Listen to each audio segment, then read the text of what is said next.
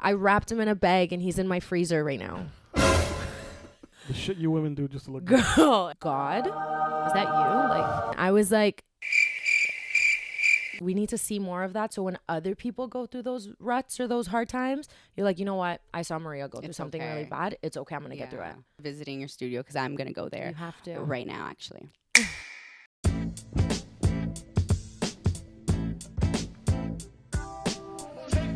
Word on the streets, it's BowlzNBeatz. What's good, everybody, and welcome back. It's your girl X, and thank you again for tuning in. As always, your love and support is much appreciated. I hope everybody's having a blessed day. I know I am. And joining us today to talk about entrepreneurship and being your own boss, let's welcome the CEO of the Pink Room Toronto, Maria. Thanks, girl. What's Thanks for good? having me. So excited to be here. How you feeling? Good. I feel excited. Yeah. You liking Your the weather? energy's really nice and bright. So sweet. Thank you.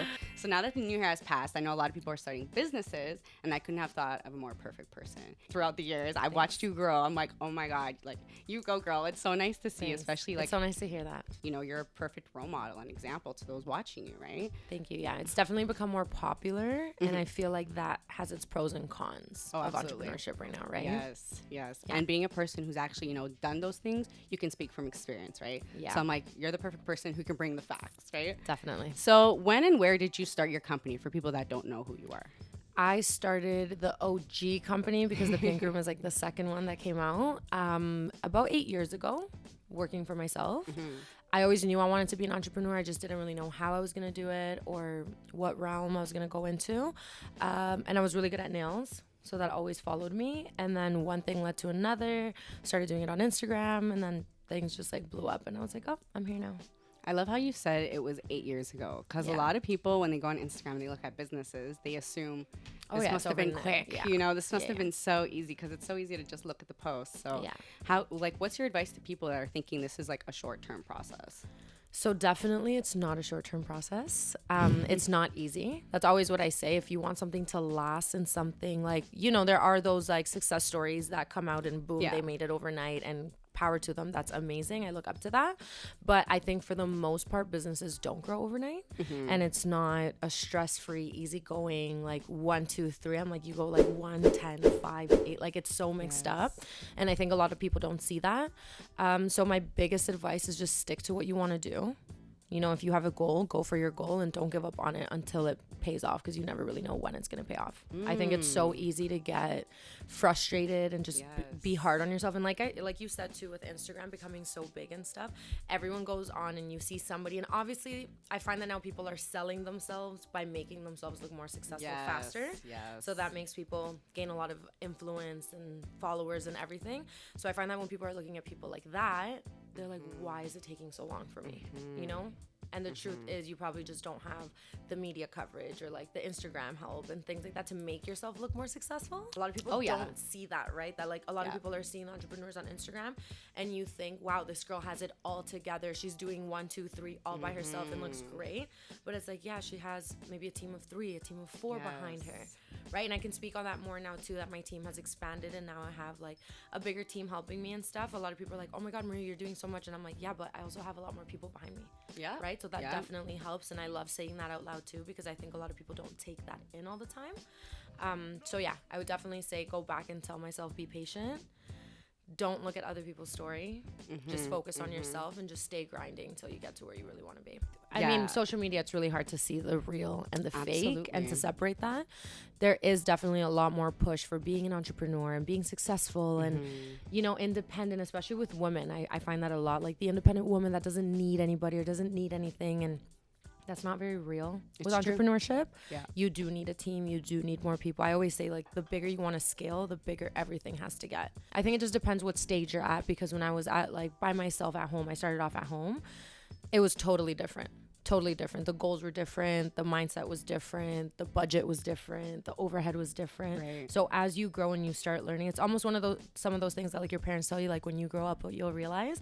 I find it's the same thing being an entrepreneur. It's like when you get there, you'll realize it's not everything you think it is. Of course, because you were surrounded by your own schedule, your own time, your own space. Oh yeah, I was like, entrepreneurship is lit. I wake up, I smoked at home. I was like chilling at home. Like I even had girls tell me, they were like, oh my God, you like wake up and you're in pajamas. And I was like, yeah, girl, I'm living the dream. And slowly you start to realize that, like for me at least, that wasn't where I wanted to stay. I wanted more. Obviously, when you want more, there's more weight. You got to do more. I'm even at that point now, with opening the new store late last year, I realized how much more weight fell on me, and it was a little bit scary. And then you just start to notice that, like, okay, this is what I want. This is what I hope for. This is what I prayed for. So now it's like, you got to really pick it up and do more. Talk the talk, walk the walk, right? So for me, a really big thing was having a vision, being organized. A lot of people don't take that into. Organization is really That's a big one. Yeah, when you're your own CEO, like you're making your own schedule. Just not only that, it's like money, how much you're working. A lot of people think like, oh, you work for yourself, you could take all that time off, and it's like, yeah, I can, but I don't get money. Literally, it's like I'm sacrificing my money for you. Exactly. So a lot of people don't take that, and they're like, oh, you go away so much. I'm like, yeah, but I don't have a vacation pay. It's true. I don't come back, and like my work is like, you work if you're not an entrepreneur, you go back to work and everything's done. It's like, okay, you just pick up where you left off. That's very true. Entrepreneurship is like, you have to make a plan before you go, and then you have to come back and be ready to continue what has to keep going. It's definitely not for everyone. So what would you say are some attributes that you would need as a CEO? Because some people start businesses, then they realize, oh, I'm not CEO quality. Like, this isn't for me. The biggest one that I've learned in the last, I would say, year or two is self-discipline. Like, you need to have self-discipline, because a lot of people don't notice that it's not about when you want to do it. Like, you can't just do it when you want to do it, and you can't just, I feel like really being motivated and really posting on Instagram and social media today. And it's like, no, it's like every single day, no matter what is happening, you have to keep going, because it depends on you. It's true. Self-motivation. That's another one. I think a lot of people get confused with that, because some people think self-motivation and self-discipline is the same thing. And a lot of people always, probably my top 3 questions is, how do you stay motivated? And the truth is, I'm not motivated like 40% of the time, but it's like, I have to do it even when I'm not motivated. So that's where self-discipline comes in, where you're like, okay, even though you're not excited right now, you have to figure it out. And either if you need that excitement, you have to find that excitement. Right. And if you don't need that excitement, get up and work without the excitement. Right. So those are 2 big ones. And organization, time management. It's pretty much the ugly things that people don't want, or people aren't used to having. It's like, that's what you need. Like, the time management is a huge one that I learned, especially like liking to smoke. Like, you like to smoke. You're like, I could just smoke and chill and do this. And it's like, no, you were supposed to be working those 3 hours. Like, things like that. Like, you were supposed to be doing X, Y, Z. So time management goes into organization. Leadership skills when trying to grow it. It's like, you also have to figure, that's why vision comes in. It's like, do you want to be a 1-woman team for the rest of your life and just have something small in your house? Or do you want a team, you want to grow it, you want to be a CEO of something, right? Because then with that vision, then you really get to decide of like, how much work do I put in? How much more do I have to learn? How much do I have to develop myself in order to get to where I want to go? Right? A lot of people forget that it's like, okay, yeah, I definitely had skills. Like, I started this when I was 22.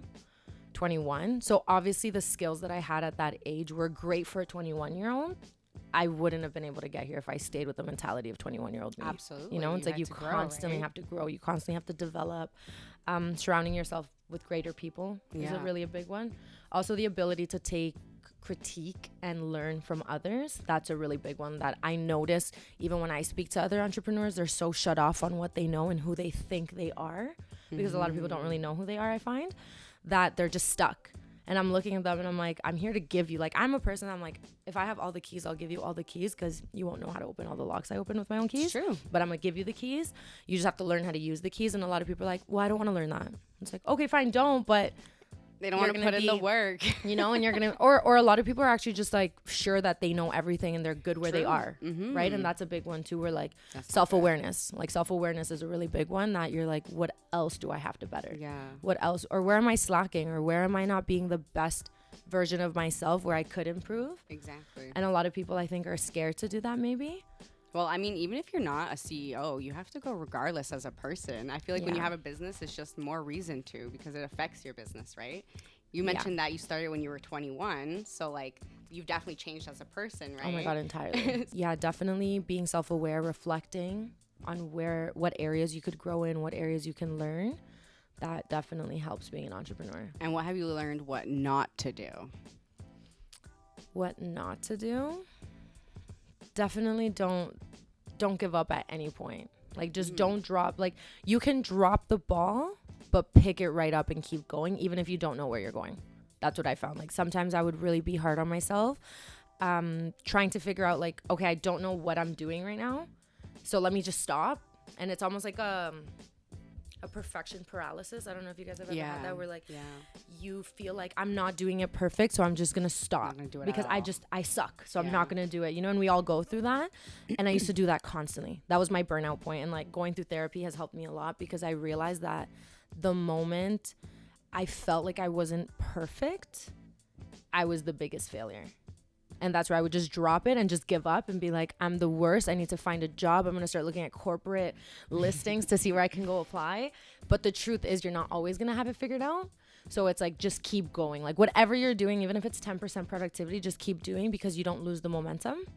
And I feel like that's where people really like panic, drop the ball, and they're like, I give up. Yeah. You know, and then you just stop, and then now you feel worse that you quit because you're mentally telling yourself you're a quitter. It's true. Wow, that's some great advice, actually. Because I'm kind of like that, too. I'm like, you know what, she's right. Like, sometimes I'm like, you know what, should I even post this episode? Like, it's not the way I want it to be. But then I'll post it and everybody loves it. I'm like, what the hell? It's not me. And that's a big one, too, where you're your biggest critic, right? Yeah, so you're judging yourself under a microscope. And then when other people see it, they're like, what are you talking about? And I honestly learned that from doing nails on clients. I would take so long fixing, like, one thing. And they'd be like, what did you do? And I was like, oh, I fixed this. And they're like, I didn't see anything wrong with it. So I slowly started to realize, where I was like, oh my God, like I just spent an hour. And then I'm a number person, I'm a money person. So I break down everything. Like if I spend 30 minutes doing something, I'm like, that was XYZ of amount. So I started doing that with my clients, and I was like, wow, I really just like, after 5 clients, I could have done 2 extra ones in that time. And I would just break things down like that.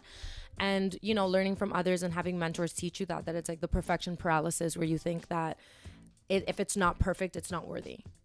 And that's really not the truth. It's just like, with practice and with time, you're going to get better. If there was something in an episode you didn't like, I'm sure 4 episodes later, you were like, oh, I fixed that. I'm great. It's not going to happen again. Yes. Right? But a lot of people go, oh, well, I messed up. My talking wasn't right. My tone wasn't right. My angles, my camera, whatever it could be.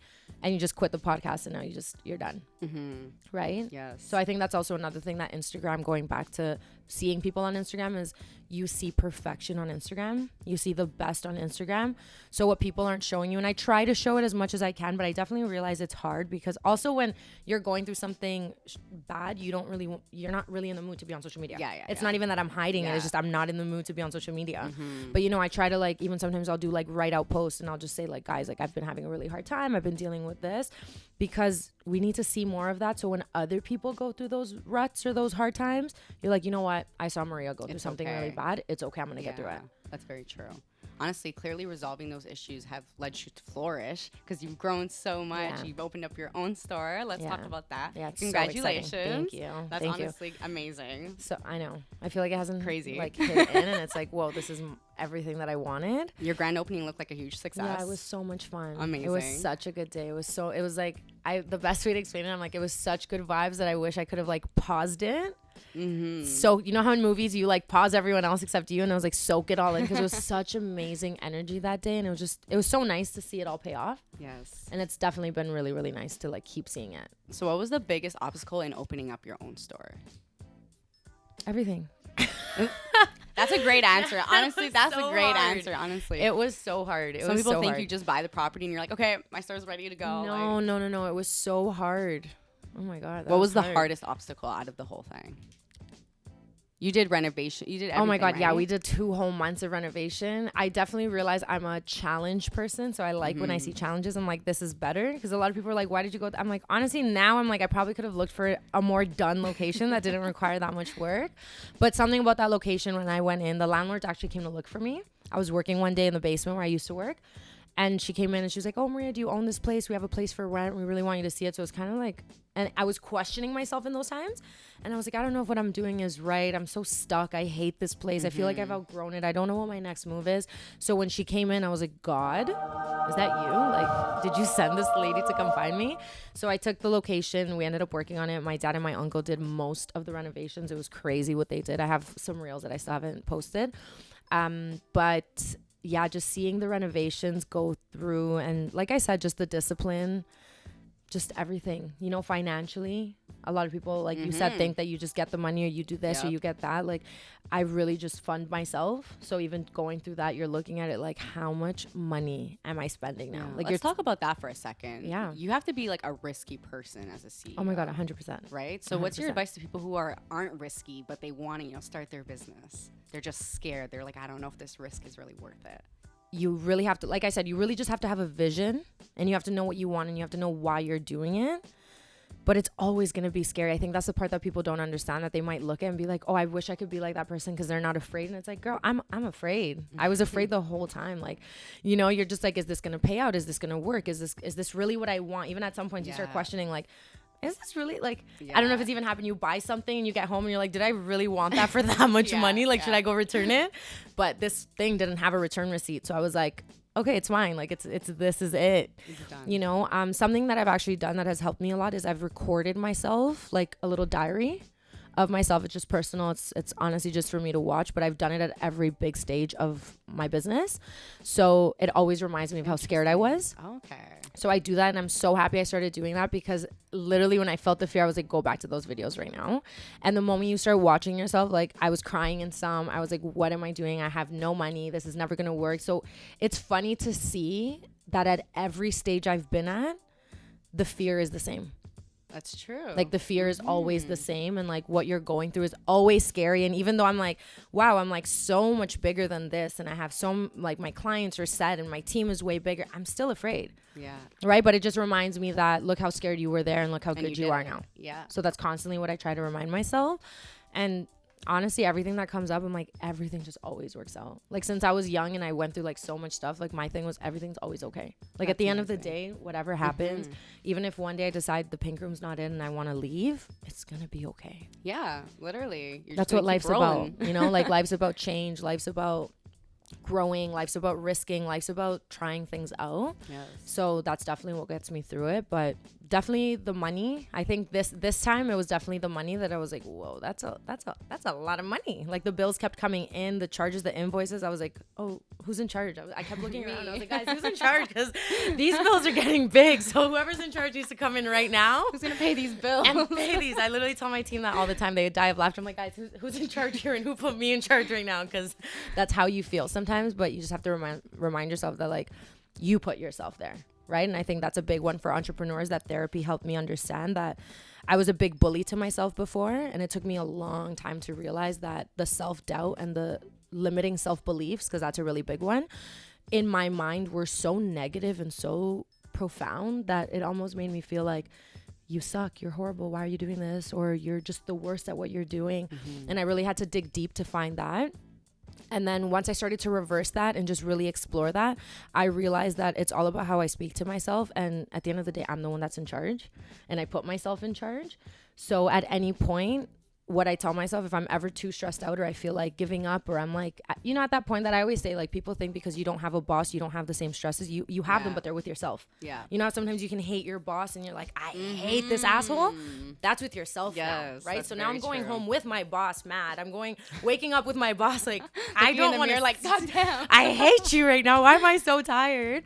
And that happens a lot when I get tired. So it's just balance. That's a big one too, you know, like balancing and understanding, like, hey, I'm burning out right now. Yes. I really need a break. I need to stop. Like today, what I was telling you, like today was a day that I was like, I'm done. There's no way I'm going into work. There's no way I'm going to answer any questions. I still went into work and I answered some questions, but it was way less than I wanted. But it's about just understanding that balance and just knowing that you are in charge. So now what I ask myself when I feel that coming, I'm like, okay, Mari, stop. Do you want to do this? The answer is always yes. Do you want to keep going? The answer is always yes. What's wrong and what do you need right now to keep going? So I really try to like have like internal conversations with myself. And once I understand those things, it calms me down more because I'm like, oh, right, I'm in charge. So if this is something I don't want to do anymore, I've told myself that. I probably in the last year or two, I've told myself that I'm allowed to quit whenever I feel like quitting. And but I just know I don't want to quit.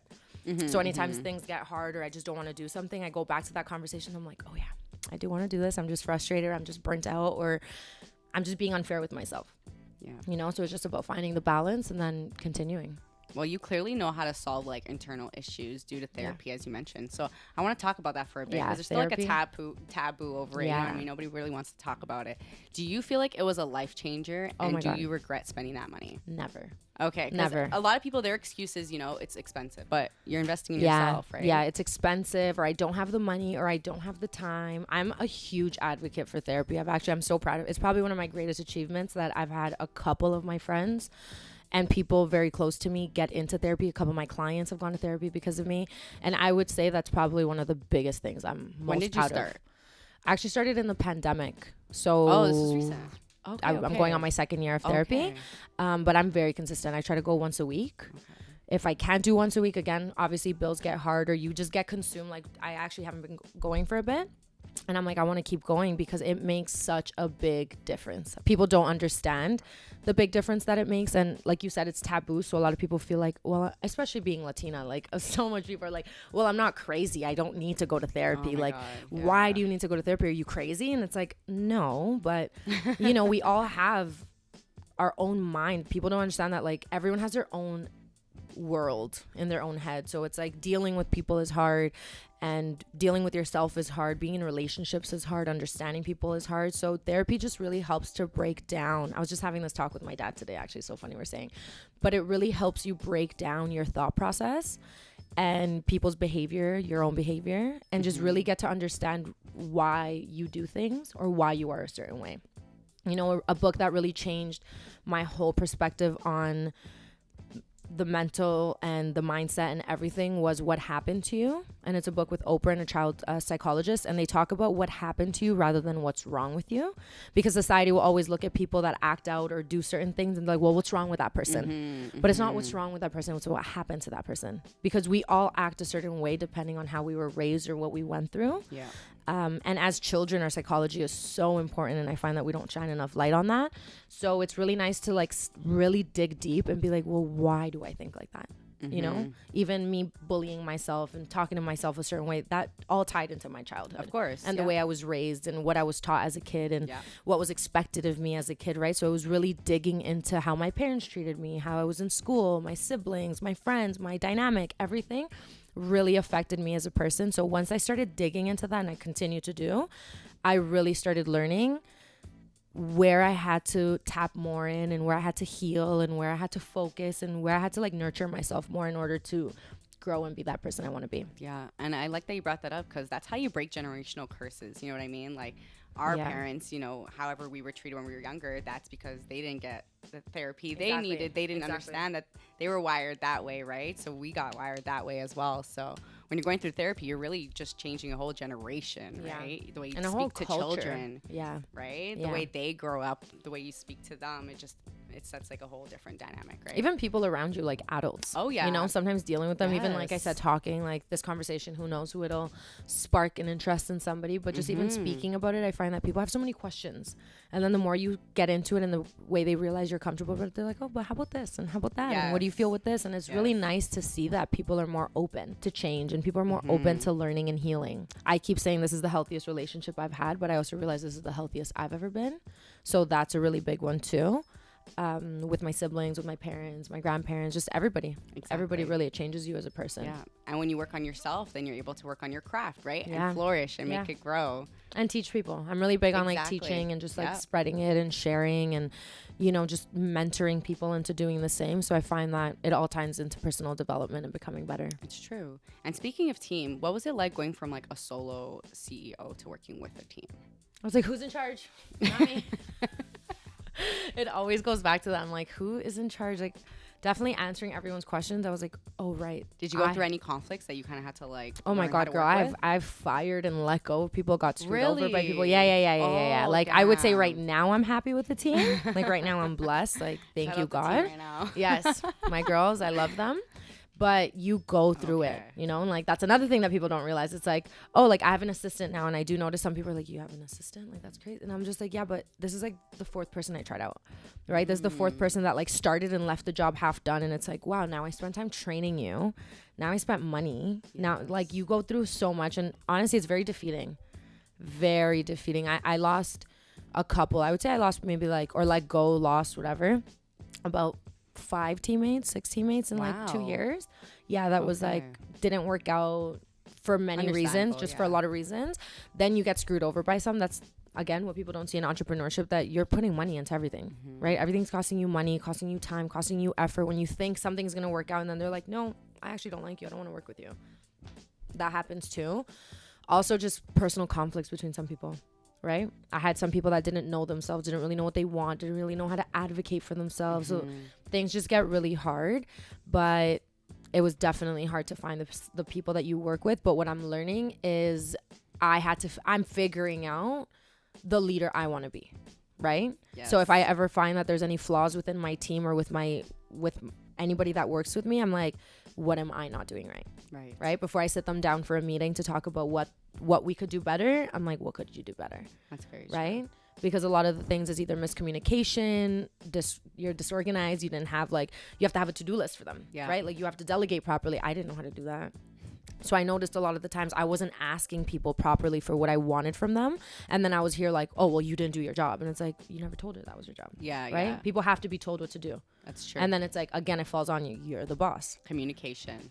You're the boss, right? It's like everything is on you. Like if you work a normal job where there's a hierarchy of employees, it's like everything goes back to the supervisor, then the manager, then it's like you're that person. You're those 4 or 5 lines down. So it's like, oh yeah, that was my mess up. Damn. Right?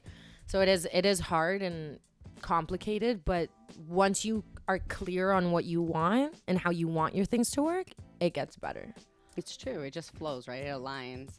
So let's talk about your business for a bit. Cool. What services do you have to offer? So we do nails because I do nails. That's what I do. We do extensions. We specialize in nail art. We do pedicures as well. Now we have a full-time hairstylist, which is really cool. We do laser hair removal, body treatments, and that's it for now. Anything for the guys? So the fellas? Yeah, please. So, I mean, we do have our clients that bring in their boyfriends and stuff. I wouldn't say the pink room is so much catered to men. I always say we accept everyone and everybody, but we aren't so much like pushing the services for men. I also find, if you guys have ever been in the pink room, it's like an all pink clubhouse. Yeah, you know, so I find that a lot of guys, it wouldn't be their first place that they'll come in to get a treatment. We've had guys that want with somebody in the team book appointments, and that sometimes is awkward because it's like, we didn't pay attention to you on Instagram. Why did you book an appointment with us? So we've definitely had that where it's like, oh, he really showed up. That's okay, like so funny. Like, thanks, give me your money. Yeah, I'm like, you better tip. Oh, and I'm like, oh, so I guess you're tipping her extra today. What the fuck?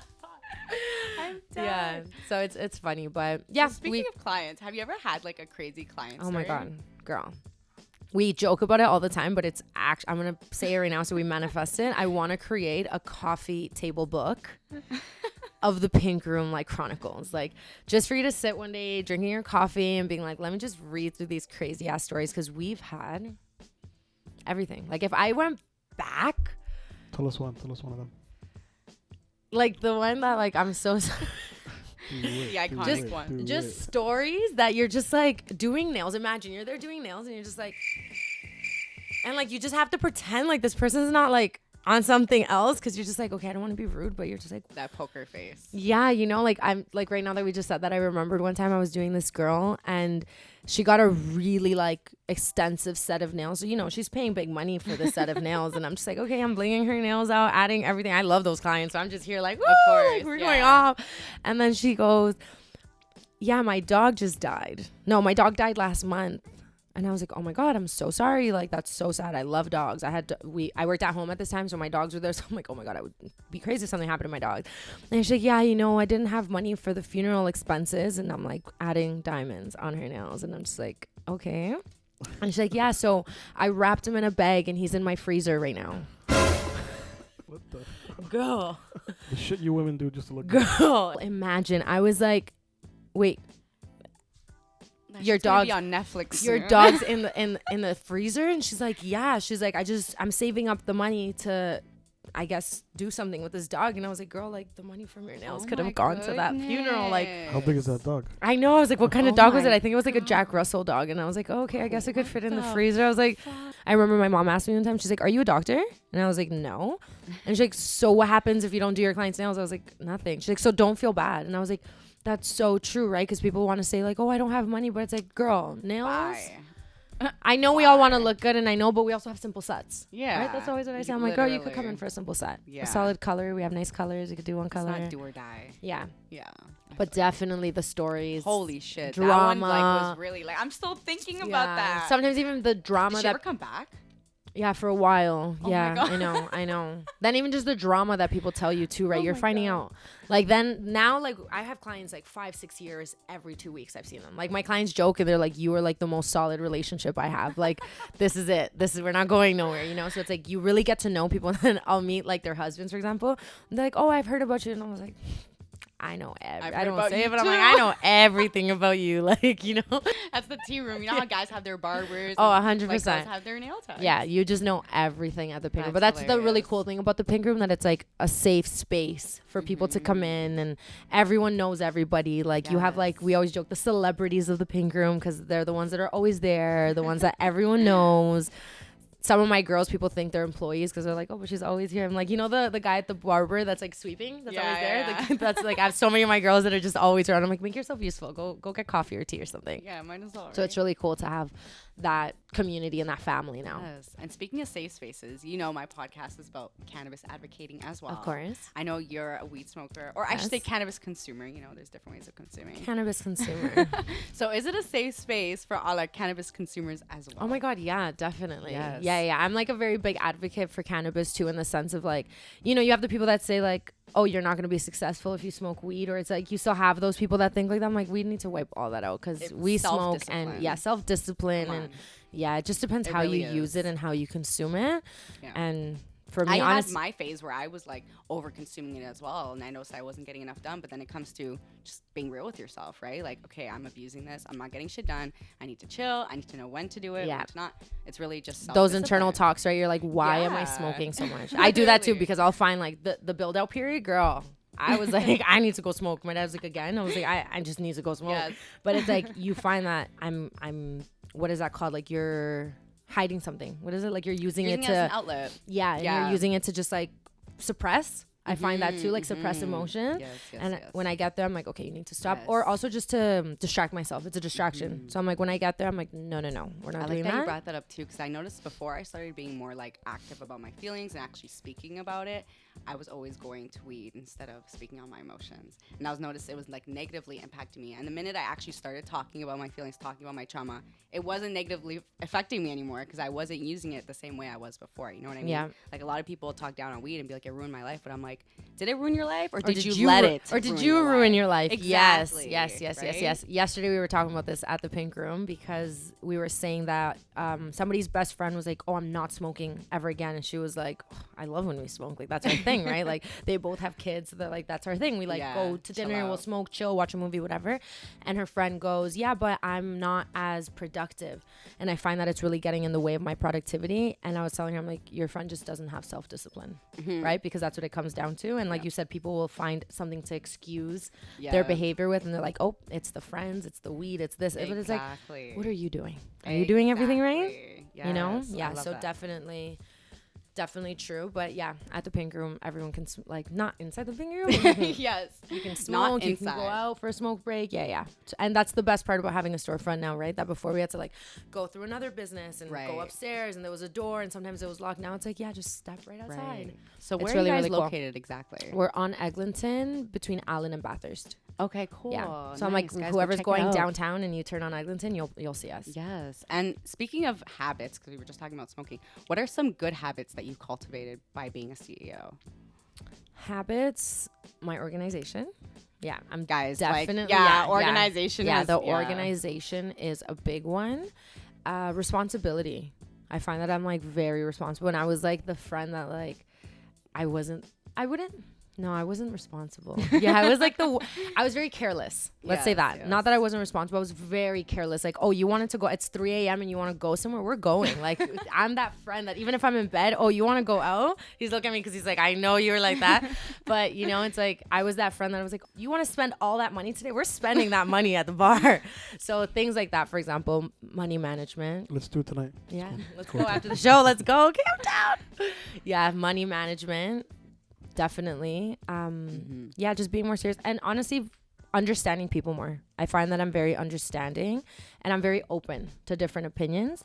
That has definitely helped me with the Pink Room, meeting so many different people, so many different energies that you're dealing with. I used to be the type that I don't want to say the word judged, but I couldn't really relate. I was like, oh, why do you feel like that? Or, oh, why are you being like that? Or why isn't she on my vibe? You know, that's very common. But I've really learned that everyone's going through something. Deal with everyone differently. Everyone has a specific way they like to be treated. You know, that's a perspective. So I've definitely gained a lot of like social skills and dealing with people. I love people. I used to think I hated people growing up. I was like, I hate people, but I think that was just the torn, sad person I was on the inside. But definitely, again, therapy has made me a lot better with dealing with people and being understanding and just helping people really like see another side of themselves and of life. I definitely want to do a lot more work with aspiring entrepreneurs. So that's definitely it. Obviously growing it. Yeah, definitely growing it to be a full service beauty bar. I know we're getting there and we are really, really good, but I would definitely love to see more services, more young entrepreneur, older entrepreneur, just opening the doors for a lot more people that want to work in, because that's also what a lot of people don't realize, that you might be in the beauty industry, but you want to work for yourself. But working for yourself and having a nice place and having everything up to date and having it flowing nicely, it takes a lot more effort than you sometimes want to believe. Right? So a lot of people I want to work for myself, but then you realize like the smallest things, like you have to be on top of paper towel and toilet paper, like things like that. You're like, shit, I didn't do that this weekend. Like I didn't. That's also another thing. You can't really, weekends aren't just weekends. Like you still have tasks to do on the weekends for the week to work properly. So I find that things like that, once people start to learn that, they're like, I actually don't want to work solely by myself. I want to work by myself, but I want to work with someone and I want to have a team and I want to have a boss, right? My biggest thing when people say, what's the hardest thing of being an entrepreneur? I'm like, is not having a boss. Sometimes I want a boss. I like look at my team. I'm like, guys, tell me what to do. I'll call my boyfriend, my best friend. I'm like, can you just tell me what to do today? Because it's easier. And I'm like, you know, as much as like people think you don't want to follow instructions, sometimes you want instructions. I'm like, so let's make that clear. It's okay if you don't want to be a CEO. I feel like everyone feels like, if I'm not the boss, then I'm a loser. Like, no, everyone has their lane. Everyone has their place. Everyone has what they're good at. Like, you know, some people are natural born followers. Some people are natural born leaders. Like, and sometimes you need a team of these people to come together and work better. You know, I constantly said, I'm like, I want somebody that has the same energy as me. And honestly, I manifested that because the team I have right now, like, they're hustlers, man. Like, whatever position they're in, like, they're hustling. They really have visions. They come to me, they're like, oh my God, Madi, look at what I saw for the Pink Room. Look at this board I made on the Pinterest. Like, that'll happen a lot. And I was like, oh my God, ideas. Like, that's so cool. Or, oh, look, I saw somebody else do this. I think we should do this. And that's so cool because I can't just run by myself, right? Like, I need to have like a timeout. And like, today was great that I was like, I'm not coming in. And they're like, don't worry, we'll take care of everything. And I was like, oh my God, cool. I finally have a team that can do that, and that feels really, really good. Yes, success is like a puzzle. Like, you need all the pieces. You know what I mean? People are kind of just like, oh, I'm the boss. I can do it on my own. Share it. Like, you need everybody. Even like the smallest people are so important. Like, for example, janitors. Like, they get overlooked, but they're the ones cleaning our fucking bathrooms. Like, you know, they're the ones doing the work we don't want to do. Everything. Like, and that's it. Right? That's what you have to realize, that you don't want to do everything. But that's an ego thing. Yes. Right? That's an ego that you're like, I don't need anybody. Back to what I told you of like, I feel like there's pros and cons of the feminist world we're living in because we feel like, I don't need anybody. And it's like, yeah, you do. It's so nice when you have help. And I've really learned that. Thankfully, I also have amazing friends that I've worked so much for the Pink Room for like no pay, that are like, don't worry, we're just helping you, which is so nice because if it wasn't for them, I wouldn't be where I am. Yeah. You know? Yeah. If it wasn't for them just staying those late hours, or just like, even sometimes they just sit with me and chill while I'm doing work. And that's just so nice to do because I'm like, wow, that's so much better than doing it alone. Yeah. Even like your whole community vibe. I see on the Pink Room, you have like her mercado, even like your grand opening, you brought everybody together. I think that's amazing because you're bringing the community together, not just online. You know what I mean? Like, and a lot of people post cool. online, and in person, like, they're not. And you meet more people, and like you said, the mercado is so cool because you have so many, like, every vendor brings their own group of people, right? So then you meet more people. Like at the last mercado, people were like, oh my God, I just want to get to know you. I'm so and so with this vendor, and I've seen you on Instagram, and this is so cool what you're doing. And I was like, wow, that's a person that wouldn't have come here if it wasn't because of that vendor, right? Like, I wouldn't have brought that person in. So that's really cool. And we just do way more in numbers, and a lot of us have to realize that the bigger your community is and the bigger of a leader you are. And that's the thing about being a boss versus a leader. A boss to me is just somebody who tells you what to do. A leader is somebody that's like going towards a destination with a pack of people. That's really, really cool because we're just growing. Like the way I see the Pink Room grow, and I mean, we made it through a pandemic, which was massive. You need a blue room. Sorry? You need a blue room. A blue room, Yes, I know. hey, My niece cool. recently was like, you have to switch this to the purple room because my favorite color is pink. And I was like, okay, I'm sorry. But definitely, I definitely see it growing, and just the way it's going, I see it growing. I see it employing way more people. I see it motivating way more people, mentoring way more people, and just really creating a bigger community. Yeah. You know when they say it takes a village? Like that applies to business as well. It really takes a village. It takes a village. Right? Even sometimes just listening to me vent. If it wasn't for my friends that listen to me vent and remind me of who I am, it's like, where would I be? Yeah, right? Exactly. So to any entrepreneur that might be watching this right now, any aspiring entrepreneur, what's your best piece of advice? Don't give up no matter how boring it gets. Like, it gets so boring and so hard. And there's so many days that seem like a blur because nothing's happening, and don't be impatient because there's so much time that you're just working and working and working and nothing happens. Nobody's looking at you. Nobody's cares. And that's the thing too, that people don't care about you until you're making it. Sadly, right? Like people aren't really paying attention to you. People aren't really like, even for example, being on this podcast. Yeah. Right? Yeah. It's not that you don't care, but it's people won't give you the spotlight until you make a spotlight for yourself. It's true. Right? So it's going to take a while to get there. So no matter how hard you're grinding and how long it takes you to get there, just keep going.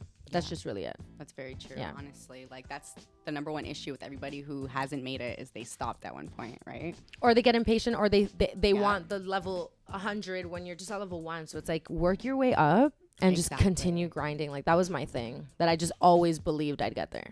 And you are, right? You got to vision it to actually get there. Yeah. You may make your visions into a reality. Yeah. So before we wrap this up, where can my followers find you on social media? So you guys can follow us on Instagram, TikTok at the Pink Room TO, and my personal is MF Sotelo. I post on there as well, but more on the Pink Room. Yeah, she's bad. Like, we love to see it. I know, it's like the personal me versus the Pink Room me. It works. You know, you have to brand at all times. Yeah, Even definitely. on your personal, you know, so Definitely. people will check out your business. Yeah. It's all in the game. Yeah, but thanks for having me. This was super cool. Thank you for being here. And I look forward to visiting your studio because I'm going to go there. You have to. Right now, actually. What's up, guys? I'm here at the Pink Room. Let's go.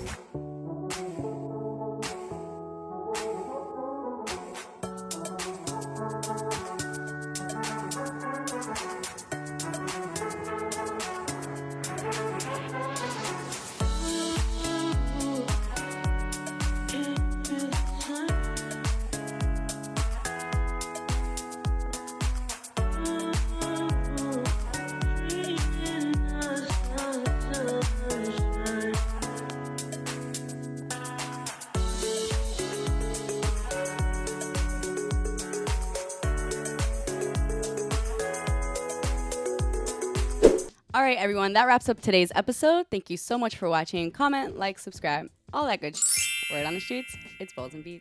Bye.